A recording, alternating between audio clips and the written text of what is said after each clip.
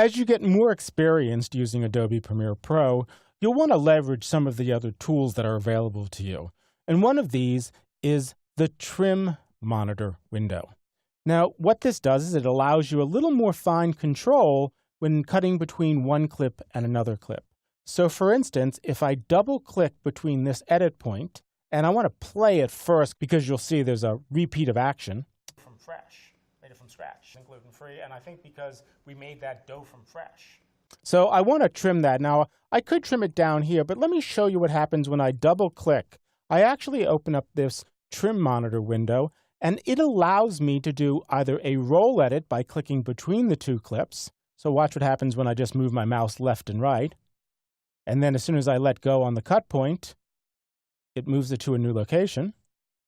Or if I click on just one side, I can do a ripple trim delete or a ripple trim add to my video. So in this case, I want to remove the redundancy of me saying it in both the close-up and the wide shot. So I'll simply click on the right side and drag to the right until I see Vanessa start responding.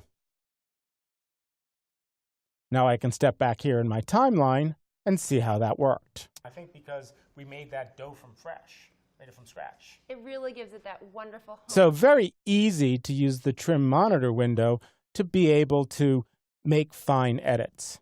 Now I'm going to step inside just one more time. I can also use these little buttons here to edit by 1 or 5 frames, some really fine tuning of my edit.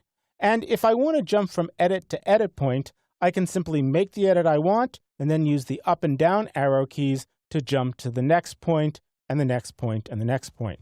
Now, if you're migrating from another editing system and you want even more information about your clips and a lot more control, you can actually go to the drop-down window and open up a Trim Monitor window that has a lot more detail.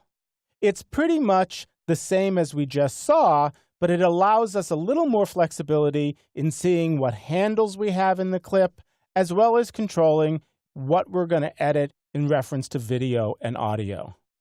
And for those who have come from another editing system, Premiere Pro provides dynamic trimming using the J, K, and L keys.